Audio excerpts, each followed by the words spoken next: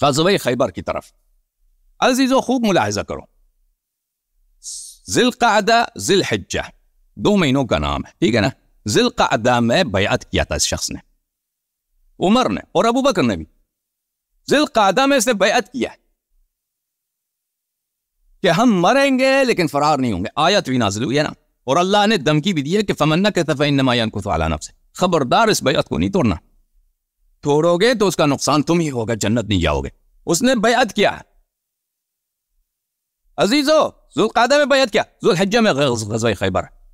اس کے فوراً بعد جہاں پہ لڑائی نہیں تھی، بخاری کی حدیث میں نے دکھائی نا آپ کو، حدیبیہ میں کوئی لڑائی نہیں تھی، شجر رضوان میں کوئی لڑائی، وہ وہاں پہ زرہ پہن رہا ہے، میں وہ گھوڑا لے کے آؤ، میں نے جنگ پہ جانا، ٹھیک ہے نا. اب جو ہے خیبر میں کیا ہو، خیبر میں کیا ہو اصل لڑائی میں. ملاحظہ فرمائیے عزیزو، یہ کتاب ہے البحر الزخار بمسند البزار، میں مختلف اسانید کے ساتھ اور سب صحیح اسانید کے ساتھ دکھاؤں گا، ایک سند کے ساتھ نہیں، کئی اسانید کے ساتھ دکھاؤں گا، اور صحابہ کرام کی شہادتیں دکھاؤں گا. یہ شخص بھاگ چکا تھا، وہاں سے فرار کیا تھا، اس نے اپنی بیعت توڑ دیا تھا. اس نے البحر الزخار المعروف بمسند البزار، تالیف امامهم ابو بکر احمد بن عمرو العتکی البزار، جلد نمبر 10، چاپ مدینہ العلوم والحکم مدینہ المنورہ، سنت 2003 میں مدینہ میں چھپا ہے. ملاحظہ فرمائیے عزیزو، صفحہ نمبر 318، حدیث نمبر 4443. محمد ابن المثنى روایت کرتے ہیں ابو المساور فضل ابن مساور سے، وہ روایت کرتے ہیں عوف ابن ابی جمیلہ سے، وہ روایت کرتے ہیں میمون ابن ابی عبداللہ سے، وہ روایت کرتے ہیں عبداللہ ابن بریدہ سے، اور وہ اپنے والد بریدہ الاسلمی سے روایت کرتے ہیں. یہ سند صحیح ہے، اس کی صحت آئے گی انشاءاللہ تبارک و تعالی. لما کان، بریدہ الاسلمی فرماتے ہیں لما کان یوم خیبر نزل رسول اللہ صلی اللہ علیہ وآلہ وسلم بحضرت اہل خیبر. جنگ خیبر کے موقع پر رسول پاک صلی اللہ علیہ وآلہ وسلم خیبر والوں کے بالکل سامنے وہاں پہ انہوں نے نزول اجلال فرمایا. فأعطى رسول اللہ صلی اللہ علیہ وآلہ وسلم اللواء عمر بن الخطاب. اللہ کی شان دیکھیں، اللہ نے کیا کہا تھا عزیزو، اس تقریر کو شروع سے دیکھ لینا. میں نے آیت پڑھی تھی آپ کی خدمت میں، سورہ آل عمران سے، آیت نمبر 179 فرمایا کہ بسم اللہ الرحمن الرحیم ما کان اللہ لیذر المؤمنین علی ما انتم علیہ حتی یمیز الخبیث من الطیب، کہ اللہ تعالیٰ تمہیں اس حالت میں نہیں چھوڑے گا. مسلمانوں یاد رکھو کہ تمہیں اندازہ نہ ہو کہ اس امت میں خبیث کون ہے، طیب کون ہے. اللہ اس امتحانات لا دے گا کہ اس کو اگر تم ایمانداری سے دیکھو گے تو تمہیں پتہ چلے گا کہ خبیث کون ہے، طیب کون ہے، ٹھیک ہے نا. تو نبی اللہ کی شان دیکھو کہ امیر المؤمنین علیہ الصلوۃ والسلام کے آنکھ مبارک میں آشوب چشم ہے خیبر کے مقام پر، ٹھیک ہے نا. جہاد سے معذور ہیں، جب آنکھ کھل نہیں رہا تو جہاد سے معذور. تو نبی کریم صلی اللہ علیہ وآلہ وسلم نے پرچم کس کو دیا، لوا کس کو دیا، کمانڈر کس کو بنایا؟ ہاں وہی جو حدیبیہ میں زرہ پہن رہا تھا. جنگ ہے نہیں، کوئی ہے نہیں، کافر ہے نہیں، کافروں کی کوئی لشکر ہی نہیں ہے. بیعت رضوان میں عبداللہ ابن عمر کو کہہ رہا کہ جاؤ گھوڑا لے کے آؤ فلانے سے، میں نے جنگ پہ جانا، اور زرہ پہنا ہوا ہے. ادھر بیعت ہو رہا ہے، بیعت پہ گیا نہیں ہے، زرہ پہننے کی چکر میں، ٹھیک ہے نا. اب رسول اللہ صلی اللہ علیہ وآلہ وسلم، اب جنگ کا موقع ہے، بیعت انہوں نے کی ہے، کچھ ہفتے پہلے انہوں نے بیعت کی ہے، اللہ نے بھی شہادت دی ہے کہ یہ بیعت اللہ کے ساتھ بیعت ہے، ٹھیک ہے نا. اور اللہ نے یہ بھی خبر دیا کہ جن لوگوں سے میں راضی ہوا ہوں، ایک تو ان کو میں نے ثبات قدم دی ہے، وقار دی ہے، طمأنینہ سکینہ دیا ہے، ٹھیک ہے نا. اور ایک ان کو میں فتح دوں گا، سبحان اللہ، ٹھیک ہے. تو پیغمبر صلی اللہ علیہ وآلہ وسلم نے یمیز الخبیث من الطیب، پتہ چلے سنہ 1444 میں رہنے والے مسلمانوں، تمہیں پتہ ہو جائے کہ خبیث کون ہے، طیب کون ہے. قل لا يستوي الخبیث والطیب، اور خبیث اور طیب برابر نہیں ہوتے. ولو اعجبک کثرۃ الخبیث، اگرچہ دنیا میں خبیث زیادہ ہیں، لیکن خبیث اور طیب کبھی لا يستوي، برابر نہیں ہوتے. پرچم دیا عمر کو، وَنَهَذَ مَنْ نَهَذَ مَعَهُ مِنَ النَّاسِ، اور اس کے ساتھ کچھ اس کے لشکر والے مل گئے، بھائی کہ لیڈر ہے ہمارا، بھائی چل پڑے اس کے ساتھ. فَلَقَوْا أَهْلَ خَيْبَرَ، یہودیوں کے ساتھ وہی جو لَتَجِدَنَّ أَحْرَصَ النَّاسِ عَلَى الْحَيَاةِ وَمِنَ الَّذِينَ أَشْرَكُوا، قرآن مجید نے فرمایا کہ یہ ان میں بہادری نہیں ہے، ٹھیک ہے نا. خیبر والوں میں انہی سے اس کی ملاقات ہو گئی. فکشف عمر واصحابہ، تو عمر جو ہے بھاگ گیا. کشفہ کا مطلب ہے بھاگ جانا. میں دکھا دوں گا آپ کو، یہ میں اپنے الفاظ سے نہیں بنا رہا ہوں. فرجع، واپس آ گیا، بھاگتے بھاگتے پتہ نہیں زرہ کہاں گر گئی. اس دوتی بھی پتہ نہیں اس کا وہ کمر میں رہا ہے، دوتی بھی گر گیا اس کا بھاگنے میں. وہ آ گیا واپس. اوئے بڑا مصیبت ہے جی یا رسول اللہ، بڑا مصیبت ہے، بہت مشکل ہے ان سے لڑنا. ان کا بڑا قلعہ ہے، ان کے بڑے نوجوان ہیں. میرا زرہ بھی تنگ تھا آج، کچھ طبیعت ناسازگار تھی، تلوار بھی بھاری تھا، وہ تلوار بھی چھوڑنا پڑا ادھر مصلحت کے بنا پر. جو بھی اس کا تھا، رسول اللہ صلی اللہ علیہ وسلم کے پاس پہنچے. یجبنہ اصحابہ، عمر کے جو لشکر میں جو سپاہی تھے وہ سب صحابت تھے. یجبنہ، وہ سب کہہ رہے تھے یا رسول اللہ یہ شخص بڑا جوان ہے. جوان کس کو بولتے ہیں؟ ہم سے جبان عربی زبان میں بولتے ہیں بزدل کو. یجبنہ،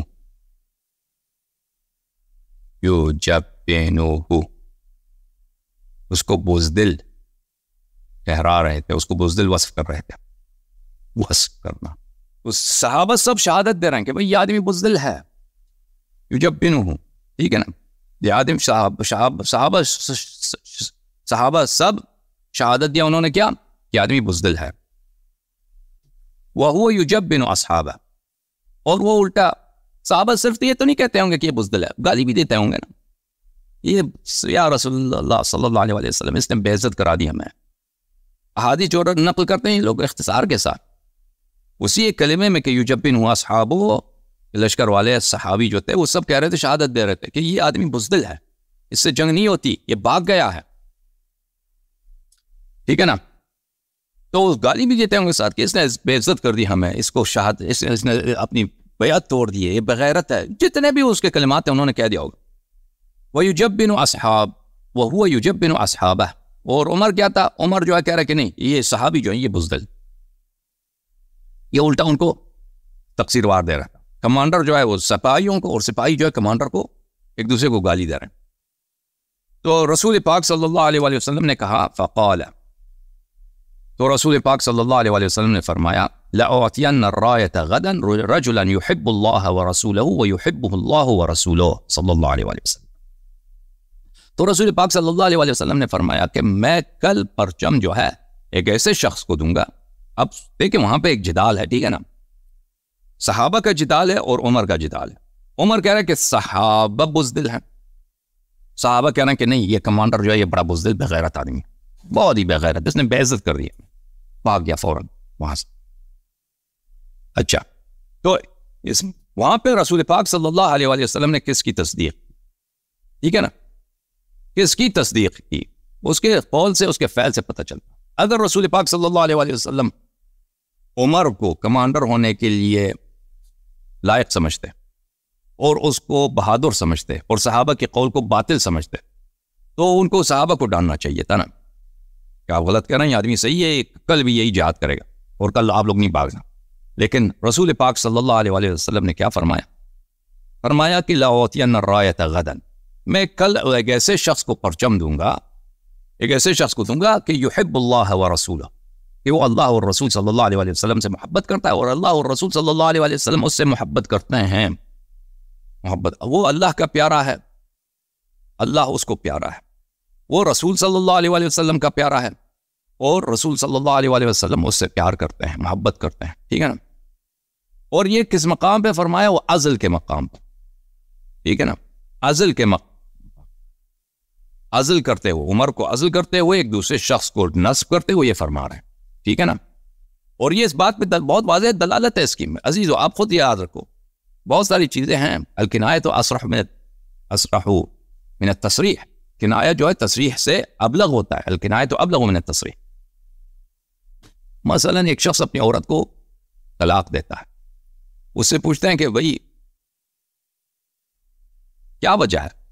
والد پوچھتا ہے، بابا پوچھتا ہے اس سے کیوں طلاق دے رہے ہو؟ اس نے وہ کہتا ہے کہ مجھے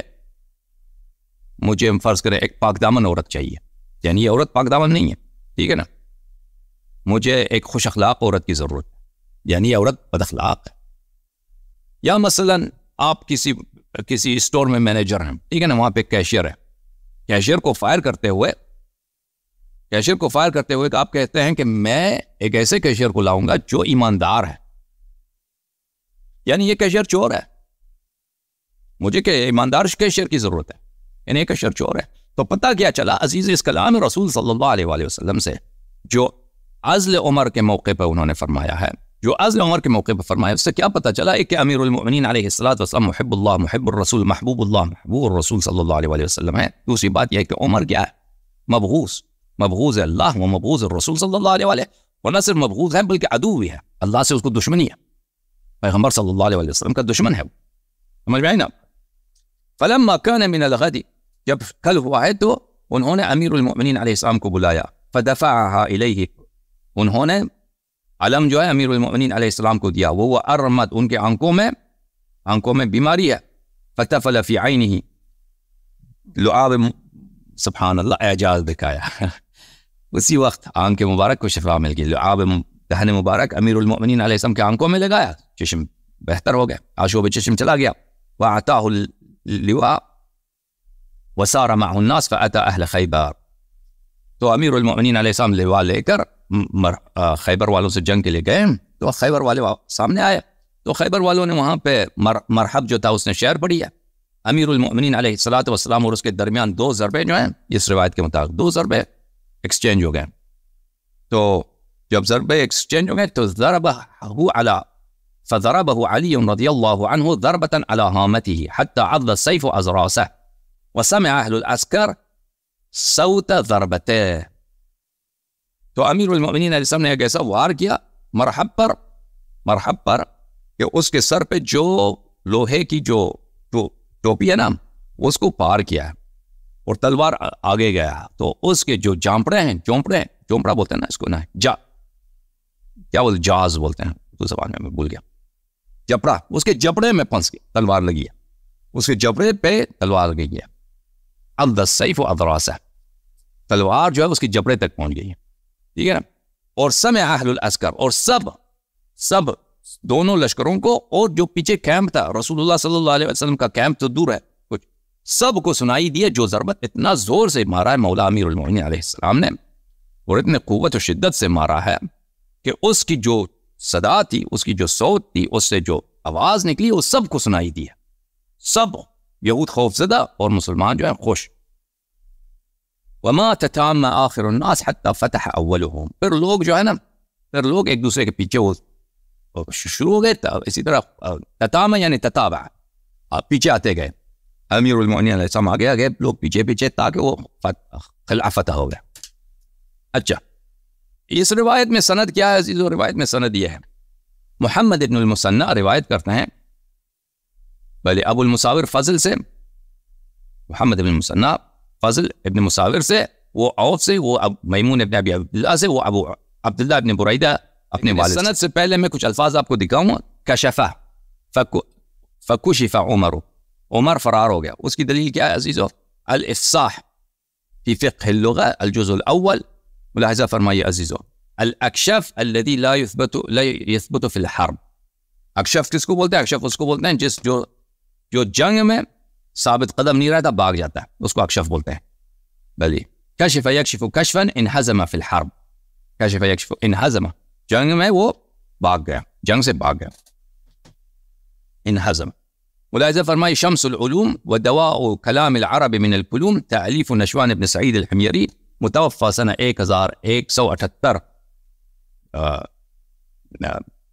کرسچن کیلنڈر میں، 573 ہجری کیلنڈر میں۔ یہاں جزء عاشر میں ملاحظہ فرمائیں، یہاں پر الانہزام انہزم الجیش اذا ولوا مدبرین، انہزام کس کو بولتے ہیں؟ جب لشکر جو ہے فرار کر جاتا ہے اس کو بولتے ہیں انہزام، جب شکست ہوتی ہے اور وہ بھاگ جاتے ہیں، ٹھیک ہے نا؟ اچھا، اب آپ کو سند دکھاتے ہیں عزیزوں، سند ملاحظہ فرمائی یہ ہے، محمد ابن المثنى، یہ محمد ابن المثنى کون ہے عزیزو؟ یہ محمد ابن المثنى رجال بخاری مسلم اور کتب اربعہ میں سے ہیں۔ ملاحظہ فرمائی کتاب تقریب التہذیب للحافظ ابن حجر، یہاں پر ترجمہ نمبر 6264، محمد ابن المثنى ثقة ثبت عین، ثقة ثبت عین، ثقہ ہیں، ثبت ہیں، یہ بہت ہی توثیق ہے. یعنی عین بخاری مسلم کتب اربعہ کے رجال میں سے، اگر بخاری مسلم کے رجال سے ہوئے تو وہ جاز القدر، تو پھر اس کے متعلق کوئی جرح ہے ہی نہیں. اچھا، اور وہ کن سے روایت کرتے ہیں؟ فضل ابن مساور سے. صفحہ نمبر 447 میں فضل ابن مساور. فضل ابن مساور صدوق خاصی، رجال بخاری اور رجال سنن نسائی میں سے صدوق ہیں، ٹھیک ہے نا. اور وہ کن سے روایت کرتے ہیں؟ عوف ابن ابی جمیلہ سے. دیکھا نا آپ نے عزیزو، یہ سند ہے نا، عفوا سند یہ ہے. محمد ابن المثنى روایت کرتے ہیں ابو المساور سے، ابو المساور فضل ابن مساور، یہ ہم نے دکھا دیا آپ کو، وہ عوف ابن ابی جمیلہ سے. اچھا، عوف ابن ابی جمیلہ ملاحظہ فرمائیے، کتاب تقریب میں صفحہ نمبر 433 میں ترجمہ نمبر 5215، عوف ابن ابی جمیلہ الاعرابی العبدی ثقۃ عین، رجال بخاری مسلم کتب اربعہ میں سے فقہ. اچھا، اور وہ کن سے روایت کرتے ہیں عزیزو؟ وہ روایت کرتے ہیں میمون سے، میمون جن کا کنیہ ابو عبداللہ، میمون ابو عبداللہ سے روایت کرتے ہیں، ٹھیک ہے نا. یہ کتاب تہذیب الکمال فی اسماء الرجال. اب میمون ابن عبداللہ میں کے متعلق کچھ تفصیل ہے، اس کے متعلق اب بات کریں گے. تہذیب الکمال یوسف المزی، جلد نمبر 29، چاپ مؤسسۃ الرسالہ. ملاحظہ فرمائیں یہاں پہ صفحہ نمبر 231 میں میمون ابو عبداللہ البصری وہ وہی ہیں جو عوف ابو جمیلہ الاعرابی سے بھی روایت کرتے ہیں، ٹھیک ہے نا. ابو جمیلہ ان سے روایت کرتے ہیں، ابو جمیلہ میمون سے روایت کرتے ہیں، اور یہ خود برا، عبیدہ، عبداللہ ابن بریدہ اور عبداللہ ابن عباس وغیرہ صحابی سے روایت کرتے ہیں. اچھا، اس کے متعلق ملاحظہ فرمائیے، ابو بکر الاسرم نے کہا کہ احمد ابن حنبل نے کہا احادیث و مناکیر، اس کے حدیث منکر ہیں، اس کے حدیث منکر ہیں، یہ جرح نہیں ہے. اگر احمد ابن حنبل کسی کے متعلق کہہ دے کہ اس کے حدیث منکر ہیں، یہ جرح نہیں ہے، ابھی آ جائے گا اس کی تفصیل. اچھا، یحییٰ ابن معین نے کہا لا شیء، یحییٰ ابن معین نے وہ کچھ بھی نہیں ہے، وہ کچھ بھی نہیں، یہ جرح غیر مفسر ہے، جرح غیر مفسر بلا مبین للسبب، یہ غیر مسموع ہوتا ہے. یہ سب علماء کو پتہ ہے، جو اہل جرح و تعدیل ان کو پتہ ہوتا ہے، یہ بتا دیں گے آپ کو. ابو داؤد نے کہا تکلم فی، ابو داؤد نے کہا کہ اس کے متعلق بعض لوگوں نے جرح کیا، یہ بھی غیر مفسر ہے. جرح غیر مفسر کس کو بولتے ہیں عزیزو؟ جرح، اور بولتے ہیں نا اس کی سبب بتایا جائے، سبب بتایا جائے کہ آپ بتائیں کہ اس کی حدیث کو آپ کیوں نہیں مانتے. کہتے ہیں لا شیء، یحییٰ ابن معین کا یہ کچھ بھی نہیں ہے، یہ کوئی جرح ہے، آپ ہمیں بتائیں اس کی حدیث، یہ کوئی جھوٹ بولتا ہے، تدلیس کرتا ہے، یہ وضع کرتا ہے، کیوں آپ بولتے ہیں اس کو؟ تو جرح غیر مفسر یہ ہے. اچھا، تو کل ما فیہ، یہ غیر جرح مفسر ہے. ابن حبان نے ان کو کتاب الثقات میں ذکر کیا ہے، وہ کتاب الثقات میں بس توثیق ثابت ہو گئی، یہ جرح غیر ثابت. اچھا، یحییٰ ابن قطان نے کیا کہا، یا بھی اور صحیح اور رائے فی، یحییٰ ابن قطان کی رائے اس میں کے بارے میں صحیح نہیں تھا، یہ بھی جرح غیر مفسر ہے. اور اس کی روایات کتاب ترمذی، سنن ابن ماجہ، نسائی میں موجود ہے. بلی اچھا، یہ میمون ابو عبداللہ کی متعلق. اچھا، میمون ابو عبداللہ کے متعلق آپ نے سنا کیا عزیزو؟ آپ نے دو باتیں سنی، ایک احمد نے کہا کہ اس کی حدیث منکر ہے، اور دوسرے جو جرح تھے وہ غیر مفسر تھے. اچھا، جرح غیر مفسر ہم نے کہا کہ غیر مقبول ہے، منکر الحدیث کا جواب بھی آ جائے گا. یہ علوم الحدیث ابن صلاح ہے، ابن صلاح شارح زوری کی کتاب ابن علوم الحدیث. یہاں پہ ملاحظہ فرمائیے عزیزو، صفحہ نمبر 106 میں وَأَمَّا الْجَرْحُ فَإِنَّهُ لَا يُقْبَلُ إِلَّا مُفَسَّرًا مُبَيَّنَ السَّبَبِ. جرح جو ہے، کسی شخص کی آپ تضعیف کرتے ہیں، جرح کرتے ہیں، اس جرح وہ غیر مقبول ہوتا ہے مگر یہ کہ مفسر ہو، مبین السبب ہو، اس کی وجہ بیان کی جائے کہ کیوں آپ اس شخص کو ضعیف مانتے ہیں، کیوں اس شخص کی آپ جرح کر رہے ہیں، سبب بیان کیا جائے، ٹھیک ہے نا. بھلے فلا بد من بیان سببہ لینظر فیہ هو جرح ام لا. لذا جو شخص کسی کی جرح کرتا ہے اس کی سبب اس کو لازم بیان کرنا ہوگا، کیونکہ ہمیں دیکھنا ہوگا کہ واقعاً اس کی بات صحیح ہے یا نہیں ہے، ٹھیک ہے نا. وهذا ظاهر مقرر في الفقه وأصوله، اور یہ بات بالکل فقہ اور اصول میں تو ثابت ہے یہ. وذكر الخطيب الحافظ أنه مذهب الأئمة من حفاظ الحديث ونقاده مثل البخاري ومسلم وغيرهما. خطیب بغداد نے نقل کیا ہے کہ یہ سب بڑے محدثین اور ائمہ حدیث کے مذہب یہی ہے، بخاری مسلم اور اس کے امثال کے یہی ہے کہ جرح بلا تفسیر بلا تبیین السبب غیر مسموح ہے. کتاب تدریب الراوی فی شرح تقریب النواوی للحافظ السیوطی، ملاحظہ فرمائیں یہاں پر صفحہ نمبر 359 میں، بل يقبل التعديل من غير ذكر سببه على الصحيح المشهور ولا يقبل الجرح الا مبين السبب. نووی صاحب فرماتے ہیں کہ تعدیل جو ہے توثیق قبول ہوتی ہے بلا سبب. اگر کوئی شخص شہادت دے کہ فلان ثقہ ہے تو اس سے دلیل مانگنے کی ضرورت نہیں ہے اور اس کو بھی دلیل بتانے کی ضرورت نہیں ہے. جرح بالعکس ہے، جرح قبول نہیں کریں گے اس وقت تک کہ جب تک سبب نہ بتایا جائے. تعدیل مقبول ہے، يقبل التعديل تعدیل توثیق مقبول ہے بغیر ذکر سبب کے صحیح قول مشہور کی بنا پر.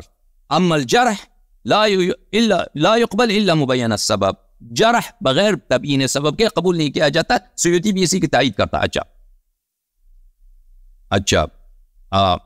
اچھا جب اب احمد نے کہا وہ اس کے احادیث مناکیر ہیں، اس کا جواب کیا؟ سلام اللہ علی الحسین لعنت اللہ علی یزید. یہ کتاب الحاوی للفتاوی الجزء الثانی چاپ دار الکتب العلمیہ، یہاں پر صفحہ نمبر 110 میں، بلکہ صفحہ نمبر 113، یہ سیوطی صاحب کی کتاب ہے.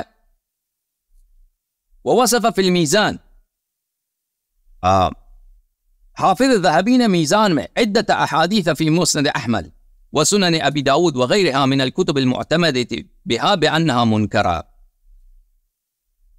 حافظ ذہبی نے اپنے کتاب المیزان میں احمد کے بہت سارے احادیث کو، سنن ابی داود کے بہت سارے احادیث کو، اور اس کے علاوہ بہت سارے معتمد حفاظ کے کتب کے احادیث کو اس نے کہا کہ یہ منکر ہیں. تو کیا احمد منکر الحدیث تھا؟ کیا ابو داود سجستانی منکر الحدیث تھا؟ جو دوسرے معتمد کتب ہیں وہ منکر الحدیث تھے. وفی الصحیحین ایضا، اور بخاری مسلم میں احادیث ہیں ان کو ذہبی نے کہا یہ احادیث منکر ہیں. تو کیا بخاری بھی منکر الحدیث ہے؟ مسلم بھی منکر الحدیث ہے؟ وما ذاک، نہیں آپ کا ذہن نہ یہ میں نہ جائے کہ منکر الحدیث کا مطلب کیا ہے. منکر الحدیث کا مطلب ہے کہ یہ حدیث باطل ہے اور یہ کوئی جرح ہے، یہ جرح نہیں ہے. وما ذاک الا لمعنى لا يعرفه الحفاظ وهو، کیونکہ یہ اس نکارہ کا مطلب، منکر الحدیث کا مطلب ایک ایسا مطلب ہے کہ اس کو حفاظ جانتے ہیں، عام لوگ نہیں جانتے. اچھا وہ معنی کیا ہے؟ ان النکارۃ ترجع الى الفردیہ. نکارہ کا مطلب کیا ہے؟ نکارہ کا مطلب ہے کہ کوئی شخص ایک حدیث میں منفرداً نقل کرے، اس کے علاوہ کوئی دوسرا شخص نقل نہ کرے، اس کو بولتے ہیں. ایک ایسے حدیث جو بخاری نقل کرے، مثلا صرف بخاری میں ہے دوسری کتاب میں نہیں ہے، وہ حدیث منکر ہے، یعنی یہ حدیث منفرد ہے. ولا يلزم من الفردیت ضعف متن الحدیث فضلا عن بطلانه. فردیت جو ہے نکارہ سے حدیث کی ضعف ثابت نہیں ہوتی، اور اس کا بطلان تو دور کی بات ہے، ضعف ثابت نہیں ہوتی. بلی وطائفة كابن صلاح ترى ان المنکر والشواذ مترادفان. بہت سارے علماء ہیں ابن صلاح شاہ زوری کی طرح کہتے ہیں کہ حدیث منکر اور حدیث شاذ یہ مترادف ہیں، شاذ ہیں، یہ حدیث زیادہ مشہور نہیں ہے، اس شخص نے روایت کیا، ٹھیک ہے. وكم من حديث في الصحيح وصف بالشذوذ كحديث مسلم في نفي قراءة البسملة. اور بخاری مسلم میں کتنے احادیث ہیں جن کو علماء نے اس وصف کے ساتھ موصوف کیا کہ یہ شاذ ہیں.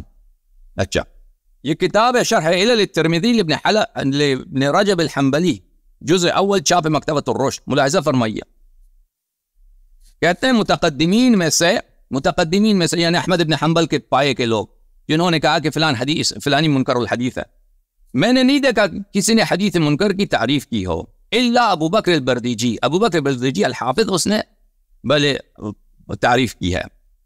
وكان من اعیان الحفاظ المبرزین فی العلل، وہ بہت بڑا عالم تھا، بہت بڑا حافظ تھا ابو بکر بردیجی. اس نے کہا ان المنکر هو الذي يحدث به الرجل عن الصحابه وعن التابعين عن الصحابه لا يعرف ذلك الحديث وهو متن الحديث الا من الطريق الذي رواه فيكون منكرا. کہ حدیث منکر وہ حدیث ہے جو ایک شخص تابعین سے نقل کرتا ہے یا صحابہ سے نقل کرتا ہے اور وہ اس کا متن جو ہے صرف اسی طریق سے ہے، دوسرے طرق سے نہیں آیا ہے. تو اس کا مطلب کیا ہے عزیزو؟ فردیت. یہ حدیث منفرد ہے، یعنی اس کے طریق زیادہ نہیں ہے، ایک شخص نے نقل کیا ہے، اس کو کہیں گے حدیث منکر. ٹھیک ہے نا، دوسرے نقل نہیں کرتے. ایک شخص جو منکر الحدیث ہے یعنی وہ حدیث نقل کرتا ہے جو دوسرے نقل نہیں کرتے. اس کا مطلب یہ نہیں کہ وہ ثقہ نہیں ہے یا وہ حدیث جھوٹ ہے، باطل ہے. وهذا كالتصريح بأن كل ما ينفرد به ثقة عن ثقة ولا يعرف المتن من غير ذلك الطريق فهو منكر. بس یہ کیا ہے؟ ایک تصریح ہے کہ ثقہ سے نقل کرتا ہے، یعنی حدیث ثقہ سے نقل صحیح ہے لیکن اس کا متن کا دوسرا طریق نہیں ہے، تو اس کو کہیں گے منکر. كما قال الأحمد في حديث عبد الله بن دينار، جیسے احمد نے عبداللہ ابن دینار کی حدیث کو اسی صفت سے موصوف کیا. اور یہ بحث جو بہت طویل ہے، میں اس کو زیادہ سے نہیں چڑھتا. بہرحال مقصد یہ ہے عزیزو کہ احمد کی جو بات ہے نا کہ منکر الحدیث، وہ عبداللہ میمون کے لیے کوئی نقص نہیں ہے، کوئی جرح نہیں ہے. تو ابھی تک عزیزو ملاحظہ فرمائی سند ہم آپ کو دکھائیں ایک دفعہ پھر. سند یہ تھا بزار کا سند یہ ہے: محمد ابن المثنى رجال بخاری مسلم کتب الاربعہ، ابو المساور رجال بخاری کتب الاربعہ، عوف اسی طرح رجال البخاری میں سے، میمون ابی عبداللہ. ٹھیک ہے نا، میمون ابی عبداللہ کے متعلق بعض لوگوں نے جرح کیا ہے، ابن حبان نے توثیق کیا ہے. اس کی جو جرح ہے سب جرح غیر مفسر ہے، لذا مردود غیر مقبول. اور احمد نے جو کہا منکر الحدیث ہے، وہ منکر الحدیث وہ قدماء کے اصطلاح میں وہ جرح نہیں ہے. ٹھیک ہے نا، لذا اس کی بھی توثیق ثابت ہے اب میمون ابی عبداللہ کی، اور اس کی جرح ثابت نہیں ہے. تو ابھی تک حدیث صحیح ہے. اور وہ روایت کرتا ہے عبداللہ ابن بريدہ سے، اور وہ بريدہ اسلمی سے روایت کرتا ہے. اچھا، عبداللہ ابن بريدہ کون ہے عزیزو؟ یہ کتاب تقریب التہذیب تالیف الحافظ ابن حجر، یہاں پہ ملاحظہ فرمائیے صفحہ نمبر 297 میں. عبداللہ ابن بريدہ ابن حسیب الاسلمی ثقہ ہے، عین رجال بخاری مسلم اور کتب اربعہ میں سے، لذا غایت الثقہ میں ہے. اور وہ کس سے روایت کرتا ہے؟ بريدہ اسلمی سے روایت کرتا ہے، لذا حدیث کی صحت الحمدللہ رب العالمین ثابت ہو گئی. یہ کون سی حدیث ہے؟ یہ بزار کی پہلی حدیث. یہاں پر ملاحظہ فرمائیے آیت: لقد رضی اللہ عن المؤمنین اذ یبایعونک تحت الشجرہ فعلم ما فی قلوبہم. لقد رضی اللہ عن المؤمنین اذ یبایعونک تحت الشجرہ فعلم ما فی قلوبہم فانزل السکینۃ علیہم واثابہم فتحا قریبا. ٹھیک ہے نا، رضوان میں، شجر رضوان میں عمر نے بیعت کیا کہ ہم فرار نہیں کریں گے، اور اس بیعت کے وقت اللہ نے خبر دی کہ جن لوگوں سے میں راضی ہوا ہوں اس کی وصف یہ ہے کہ ایک تو ان پہ سکینہ نازل کیا ہے میں نے، دوسرا یہ ہے کہ ان کو فتح قریب عطا کیا ہے میں نے. تو عمر تو فتح قریب تو اس کو حاصل نہیں ہوا کیونکہ وہ بھاگ گیا تھا جنگ سے.